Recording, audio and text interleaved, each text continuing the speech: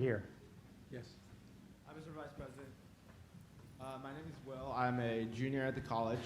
My question is, in retrospect, do you believe that the United States should have acted earlier in Syria, and if not, why is now the right moment? No. Maybe I can ask staff to help. It's working. I'll turn this one on, but I'll use this in the meantime. Is this working? There we go, okay. The answer is no for two reasons. One, the idea of identifying a moderate middle has been a chase America has been engaged in for a long time. We Americans think in every country in transition there's a Thomas Jefferson hiding behind some rock or a James Madison beyond one sand dune. The fact of the matter is the ability to identify a moderate middle in Syria there was no moderate middle, because the moderate middle are made up of shopkeepers, not soldiers. They're made up of people who, in fact, were ordinary elements of the middle class of that country. And what happened was, and their history will record this, because I'm finding that former administration officials, as soon as they leave, write books, which I think is inappropriate. But at any rate, no, I'm serious. I do think it's inappropriate. At least, give the guy a chance to get out of office. What my constant cry was that our biggest problem is our allies. Our allies in the region were our largest problem in Syria. The Turks were great friends, and I have a great relationship with Erdogan, which I've just spent a lot of time with. The Saudis, the Emiratis, etc. What were they doing? They were so determined to take down Assad and essentially have a proxy Sunni-Shia war. What did they do? They poured hundreds of millions of dollars and thousands of tons of weapons into anyone who would fight against Assad, except that the people who were being supplied were al-Nusra and al-Qaeda and the extremist elements of jihadis coming from other parts of the world. Now, you think I'm exaggerating? Take a look.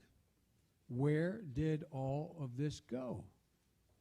So now what's happening? All of a sudden, everybody's awakened because this outfit called ISIL, which was al-Qaeda in Iraq, which when they were essentially thrown out of Iraq, found open space and territory in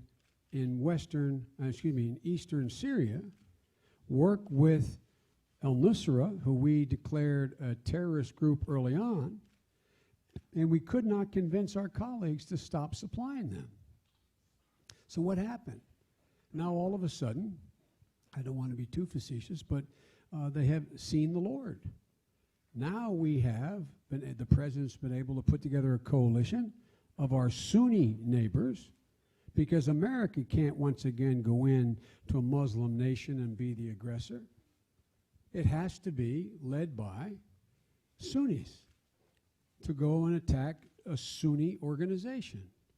And so what do we have for the first time? Now Saudi Arabia has stopped the funding going in. Saudi Arabia is allowing training on its soil of American forces under Title 10 open training. The Qataris have cut off their support for the most extreme elements of the terrorist organizations. And the Turks, President Erdogan told me, he's an old friend, said, "You were right. We let too many people through. Now they're trying to seal their border." So this idea that somehow it was within our power early on in this process, and there were a couple former members of the administration who were arguing we should give, quote, the opposition, which we couldn't identify as moderate, by the way, I'm serious about that, give them ground-to-air launch missiles. Can you imagine what would have happened if that had been done? Does anybody doubt they would have been in the hands of al-Nusra or al-Qaeda or Khorasan Group or ISIL? There's a difference between, it's good to be both tough and smart. They're a pair that's required. So now what's happened is everyone in the region has awakened. And now under U.S. leadership, the coalition was put together, and they're moving. You notice what Turkey did today. what Erdogan told me last Thursday he would do. Asked me not to say anything until it was voted on. They voted in the Turkish parliament to allow Turkish ground forces in to take on ISIL. Turkish airspace be able to be used by NATO and by other allies. Turkish airspace be able to accommodate our drones. So this idea that there was an option there is fiction. It did not exist. We could have poured, if we could find every moderate we could find, and by the way, now it's public, we have been training moderate forces. But we've been very select in making sure who they were and vetting them. And now the number is classified, but there are more than several thousand in country now, and there will be more. But it's absolute fiction to suggest that early on, if we had just acted more quickly. It took Saudi Arabia to figure out ISIL's objective wasn't Ramadi, it was Mecca and Medina.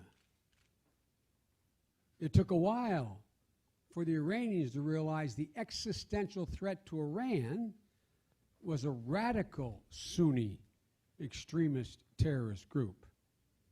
It took a while for Turkey, a Sunni nation, to figure out that ISIL was a direct, immediate threat to their well-being. It took a little while for Russia to figure out that all those Chechens that are making their way to eastern Syria, going back to Chechnya, is not a good thing. So now we have a coalition, but it's still going to be a hell of a long fight. A hell of a long fight, but it cannot be, even if we wanted to, it cannot be our fight alone. This cannot be turned into a U.S. ground war against another Arab nation in the Middle East. Hope that answers the question. Next question. I can right? do yes or no. I can do some more. No, I can do some more. Go, whoever you say. Next Dean. one right up here. Thank you. Yes, sir. Thank you, Mr. Vice President. My name is Max Liebeskin. I'm a sophomore at the college. You spoke a lot about human rights in your speech, and so I want to ask you a little bit more about that. Sure. So I think essentially your argument was that human rights is really at the core of American foreign policy, and that we're unique in that sense. But currently in our strikes against ISIS, we're working with Saudi Arabia. I think 8 people were beheaded in Saudi Arabia in August. We're working with Qatar, a country that to some extent more or less allows slave labor. And so I think that when you look at the full breadth of the evidence, to say that we're really consistently influenced by human rights isn't necessarily supported. And so my question for you is twofold. How do you think that human rights does influence U.S. policy, and how do you think that it should? I think human rights influence U.S. policy in us making it known whether we're working with a country that's in our interest or against our interest, what the limits are that we believe are proper conduct. We have made it clear to the Saudis we do not at all condone their beheadings. We made it clear to them that we do not agree with the way they proceed. We don't agree with the way they treat women. I could go on and on and on. But it's a little bit like, and I know you don't mean this, I'm being a little facetious. All generalizations are false, including this one I'm about to make. It's a little bit like saying, we should have never cooperated with Stalin to defeat the Nazis. We knew Stalin was a no-good SOB from the very beginning. No, for real. I mean, we did. There was no illusions. Millions of Russians had been killed. We knew. But there's a thing called self-interest. And it is overwhelming the interest of everyone, including the Saudis, and maybe alter their behavior ultimately, if we in fact eliminate and or do great damage to this perverse group called ISIL that is giving, and part of the thing we're doing now with ISIL, it's not merely using air power and organizing military alliances. What we're doing is we're spending an incredible amount of time and talking to our Saudi friends, quote unquote, and our Turkish friends and others, to delegitimize ISIL as a religious-based organization.